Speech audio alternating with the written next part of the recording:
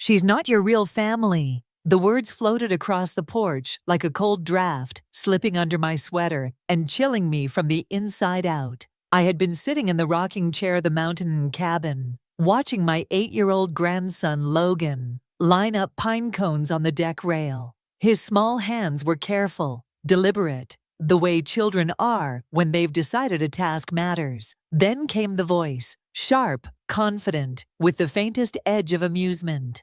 Renee, my daughter-in-law, stood in the doorway, one manicured hand gripping her coffee mug, the other planted firmly on her hip. "What do you mean, Mom?" Logan asked, his brow wrinkling as if he had just been told the sky was green. "I mean," she said with that condescending smile I knew too well, "she's just your father's mother, not really family like us. She's here because, well, we have to take care of her." The casual cruelty was almost artful. I waited for the old familiar sting, for the quick burn behind my eyes, but instead a strange, unexpected warmth rose in my chest. Relief, not because the words were kind, they were a blade meant to cut deep, but because they confirmed what I had suspected for 3 years. The final piece had fallen into place. The test I had been running was about to end. "Grandma, are you okay?" Logan asked, abandoning his pine cones and running over.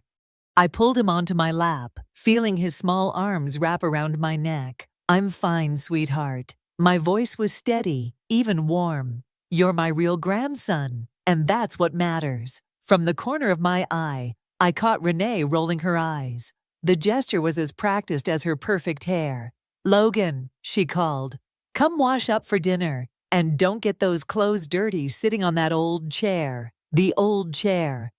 The one I'd been relegated to while she and Caleb, my son, enjoyed the master suite, and Logan had his own room. I was sleeping on a fold-out couch with a thin mattress that sagged in the middle. I hadn't complained. Complaints only gave Renee more fuel. Logan slid off my lap and went inside, dragging his feet in protest. I stayed on the porch, watching the lake beyond the pines. The evening air carried the smell of wet earth and cedar. I reached into my pocket and felt my phone buzz.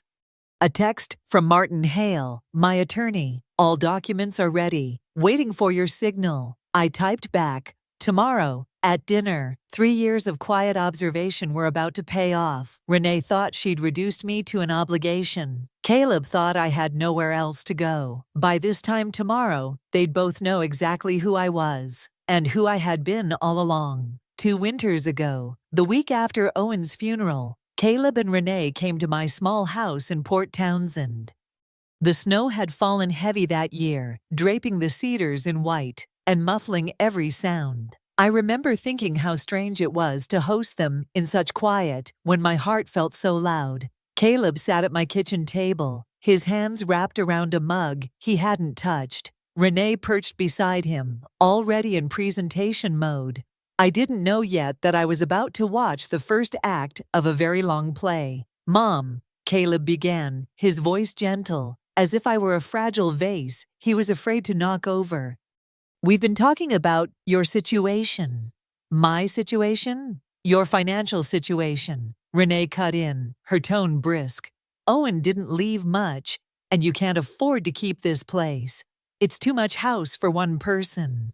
I glanced around at the home we had built together over 40 years, the creak in the floor near the pantry, the carved banister Owen had sanded smooth with his own hands. "What would you suggest?" I asked quietly. "We found a senior community in Tacoma," Caleb said. "Affordable, safe, you could make friends your own age." Translation: far enough that visits would be rare, close enough to check a box of family duty. "And the house?" I asked. "You could sell it," Renee said smoothly. "Use the money for living expenses, no more worry." That's when I knew, not about the plan, that much was obvious, but about the people sitting across from me. My son, the boy I'd once rocked through fevered nights, was speaking as if I were an entry on a budget spreadsheet.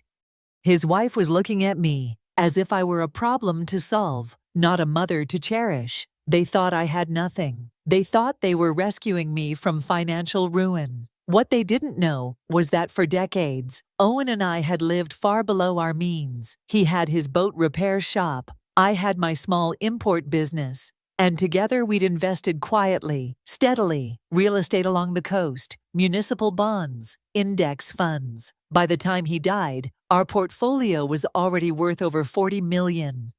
And that wasn't counting the 3 coastal cottages we rented out under a holding company, or the offshore account my mother had left me when she passed, untouched and still growing. I could have told them the truth that day, but I didn't. Instead, I agreed to sell the house, publicly, and moved into a duplex I already owned, under a different name. I let them believe I was renting. I let them believe I was barely getting by. And then I began to watch.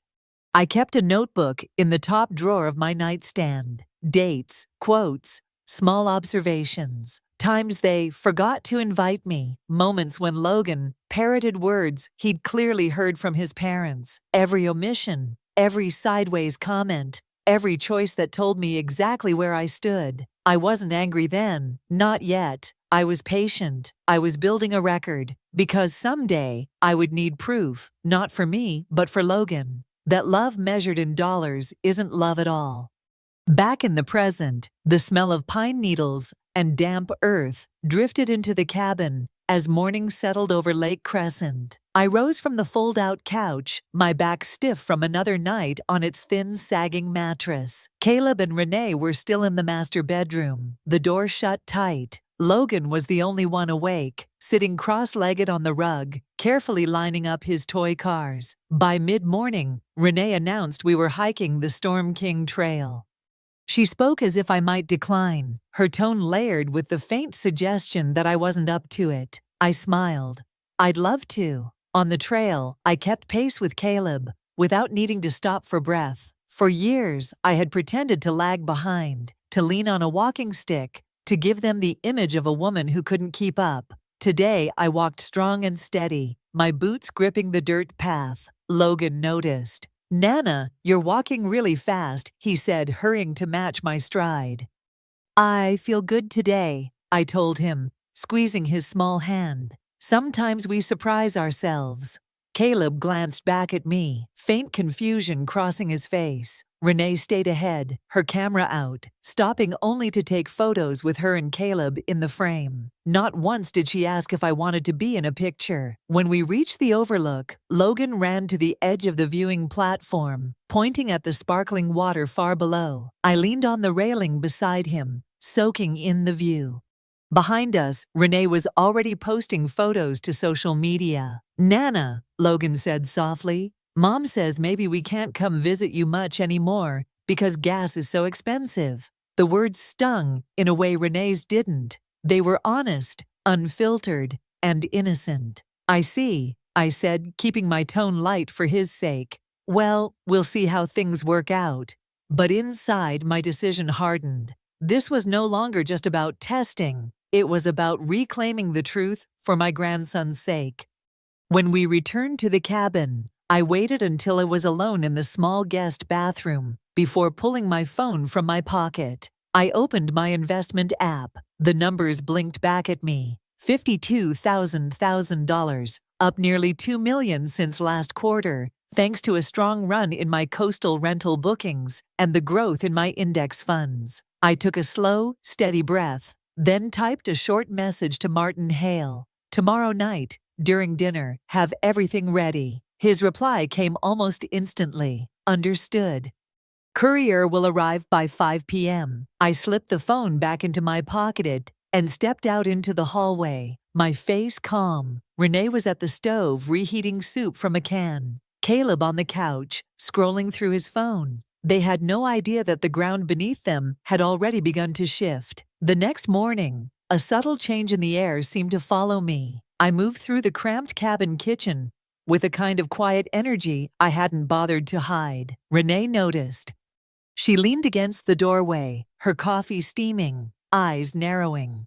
"You seem chipper today," she said. "I slept well," I replied, which was true in a way. The lumpy fold-out had felt like a feather bed compared to the weight I'd carried for the past 3 years. Knowing the performance was about to end lightened me more than rest ever could. We set out for a short walk to the lake. I kept my stride brisk, my footing sure, letting the pretense of frailty fall away. Renee tried to mask her surprise, but I caught the quick flicker of it on her face. On the shore, she fussed over the picnic blanket, arranging it just so, then posed Caleb for photos. Logan wandered toward the water with me. We crouched to watch minnows dart in the shallows. He whispered, "Nana, next time we come, can we bring the little boat?" I smiled, imagining the cedar canoe hanging in my Whidbey Island garage, a place they didn't yet know existed. "We'll see, sweetheart. We just might." As the afternoon waned, I made my move. "I'd like to cook dinner tonight," I said, brushing sand from my jeans. Caleb glanced up from his phone. "We were going to order pizza. It's easier." "I insist," I replied, my tone light but firm. "It's our last evening here. A proper family meal seems right." Renee hesitated, the muscles in her gittle working. "The kitchen's tiny, not really suited for elaborate cooking. I'll manage." I'm more resourceful than people think.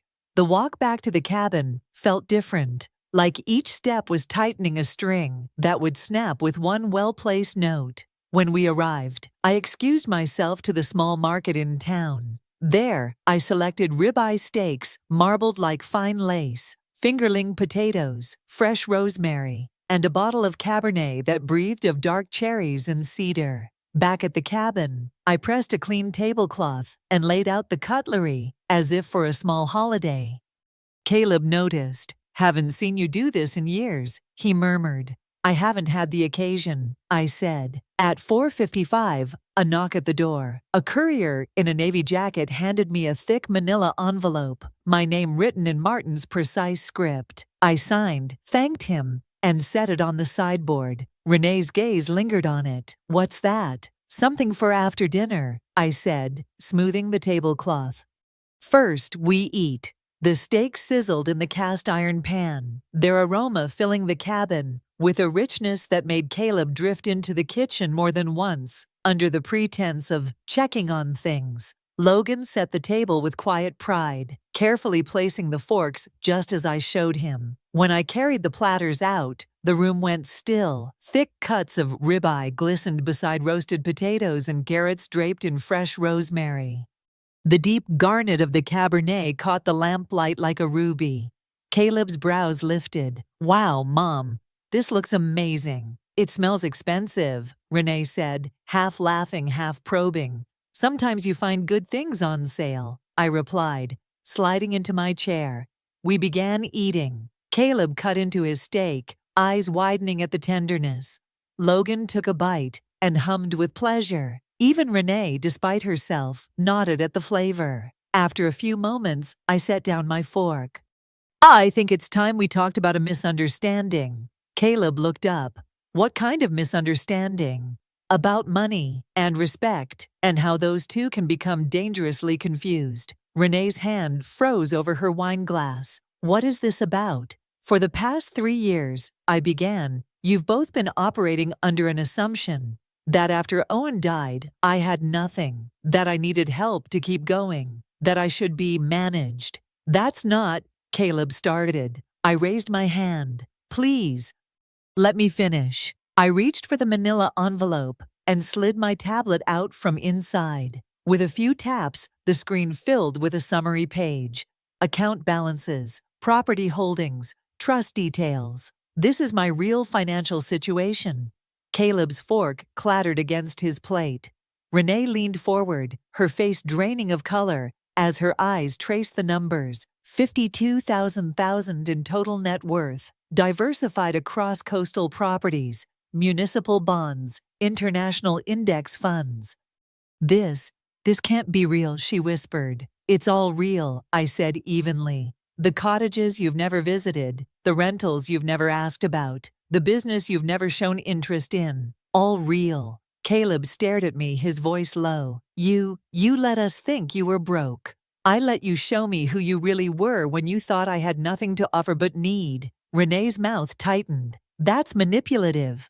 "What's manipulative," I countered, "is telling my grandson I'm not real family. Or making me sleep on a fold-out couch while a guest room stays empty." or teaching a child that love is conditional on what someone can give you. Renee's lips parted, but no words came out. I went on. I kept a record, dates, quotes, choices you made. You excluded me from photos, from holidays, from everyday moments with Logan. You reduced me to an obligation you could set aside whenever convenient. That's not fair, Caleb said, though the conviction in his voice was thin. It's not fair, I agreed, but it's true. Silence stretched, filled only by the faint tick of the wall clock and the distant whisper of wind through the pines. Logan looked between us, confusion clouding his young face. Are you mad at Mom? He asked softly. I reached for his hand. I'm disappointed in how some people have acted, but I will always love you, Logan. Renee shifted in her seat, the color returning to her cheeks in blotchy patches. So what now? You just throw this in our faces and… No, I said. I lay the truth on the table, just like this dinner, and then we decide what kind of family we really are. I took a sip of wine, letting the moment settle. Caleb leaned back slowly, eyes fixed on the tablet screen, as if staring at it long enough might change the numbers. But the truth, like a well-cooked steak, doesn't get undone once it's finished. I let the silence breathe for a moment longer, then slid the manila envelope back toward me. Inside here, I said, is the rest of what you need to know. Caleb watched as I pulled out a set of neatly bound legal documents, the embossed seals catching the lamplight. This, I continued, tapping the top page, is my revised will. Everything I own, every account, every property, every share, will be placed into a trust for Logan until his 25th birthday. Caleb's brows drew together. A trust? Yes, managed by professional trustees. Neither of you will have direct access. Renee's chair scraped slightly on the floor. So you're cutting us out completely? I'm ensuring that Logan's future doesn't depend on your financial planning. Or your character, I said, my voice calm, but unyielding. If you choose to poison him against me, block his visits, or diminish my role in his life, the entire trust reverts to a maritime scholarship foundation. Permanently. Renee stared at me, her breathing uneven. You can't. I can, I said, meeting her eyes. And I have. I set the next document on the table. This is an education and welfare fund for Logan. Tuition, medical expenses, enrichment programs, paid directly by the fund administrators. No reimbursement, no cash withdrawals by you. Caleb rubbed his temples. Mom, this feels like blackmail. This, I replied, is accountability. For 3 years you operated as if I had no power, no resources, and no choice but to accept whatever scraps of family you offered me. Those days are over. I placed the final document before them. Effective immediately, I'm moving. The duplex you thought I rented was always mine. I've sold it and purchased a cedar bungalow on Whidbey Island, 2 hours away. Close enough for visits that matter, far enough to ensure my independence. 2 hours? Caleb repeated, his voice tight. That's far enough that if you want to see me, it will require effort. No more obligatory dinners where I'm treated like an unwelcome guest. No more vacations where I'm given the couch while the guest room stays pristine. If you want me there, you will ask with respect. Otherwise, I'll spend my time elsewhere. Renee crossed her arms, her voice sharpening. And what if we don't agree to your terms? I took a slow sip of wine before answering. Then Logan will still inherit everything at 25, but you will spend nearly 2 decades explaining to him why your treatment of his grandmother cost your family $52 million. The weight of that figure hung between us like a stone suspended by a single fraying rope. Caleb glanced at Renee, and for once, she had no quick retort. This isn't about punishment, I said quietly. It's about making sure the lessons he learns about family are the right ones. And right now, those lessons have been dangerously wrong. Logan's voice carried from the other room. Nana, are we having dessert? I smiled. Yes, sweetheart. Chocolate cake. But first the adults need to finish their conversation. I woke to the faint creak of the porch boards and the smell of coffee. For a moment, I thought I was back in my own kitchen. But then the stiffness in my spine reminded me of the fold-out couch. Pulling on my sweater, I stepped outside.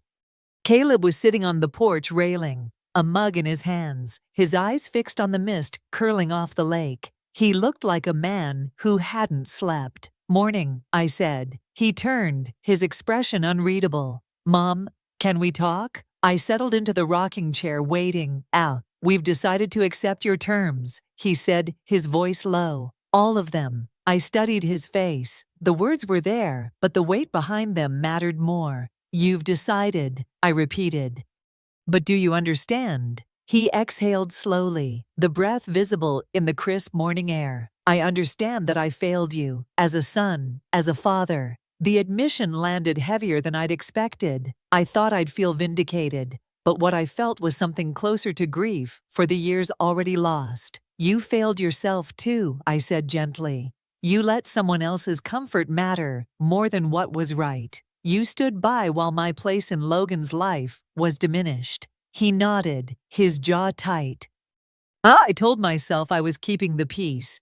"Peace built on silence isn't peace," I said. "It's surrender." From inside, I could hear the muffled sound of Logan playing with his cars, his voice bright and untroubled. It reminded me why I'd done all this. "Renee's not happy," Caleb admitted. "I didn't expect her to be. She feels like you've boxed us in." "Not boxed in," I corrected. "Given boundaries. Boundaries you should have set for yourselves." He looked down into his coffee, then back at me. "What do we do now?" "You prove it," I said, not with apologies or gifts, but with consistent respect, invitations without conditions, no more erasing me from family events. "And if Renee makes a cutting remark, you don't let it slide because it's easier. You correct it, every time." Caleb swallowed hard. "And if we don't? Then you'll have your answer about who you really are, and Logan will know it too." We sat in silence, the lake before us calm and glassy. Finally, he stood. "We'll see you in 2 weeks? 10 o'clock sharp," I said. "Punctuality is respect." As he went inside, I stayed in the rocking chair, the morning air cool against my face. The choice was theirs now, but for the first time in years, so was the power. 6 months later, the cedar bungalow on Whidbey Island smelled faintly of sawdust and rosemary. Logan knelt beside me in the garden bed we'd built together, pressing marigold seeds into the soil with careful fingers. The spring air was cool, salted by the sea breeze that rolled in from the bluff beyond the house. Every other Saturday, Caleb pulled into my driveway at exactly 10 o'clock. Sometimes Renee came. More often, she stayed behind, her polite distance becoming our unspoken truce. When she did visit, she was measured. No barbs, no sideways comments. I didn't expect warmth, but the absence of hostility was its own kind of peace. Logan thrived in this space. He'd learned to sand cedar boards in my workshop, coil rope on the dock, and bake a blueberry cobbler from scratch. Here, he asked questions he never had before. That afternoon, as we rinsed the dirt from our hands, he looked up at me. "Mom says you're really rich." "Is that true?" I smiled, crouching so we were eye level. "It is." He thought about this for a moment. "Does that make you different?" "No," I said. "Money doesn't change who you are, but it can show you who other people really are." He nodded slowly, then grinned. "Can I still come here every other weekend?" "Always," I said. "That's not about money. That's about love. And love is something you earn and keep by showing up." Later, Caleb came out to the garden. He didn't interrupt. He just stood there, hands in his pockets, watching us tuck the last seedlings into the earth. There was a quiet between us now that didn't feel strained. As the sun dipped toward the water, I stood on the porch with a cup of tea. The sea below shifted in the changing light, calm and certain. I thought about the notebook I'd kept for 3 years, each entry a record of small betrayals. I'd burned it in the fire pit the day I moved in here, letting the ash drift out over the waves. Dignity, I'd learned, isn't given. It's something you hold on to when others try to take it. Wealth is only a tool. The real inheritance is teaching a child and reminding yourself that family is proven by presence, respect, And truth told in time, the test was over, and I had my answer.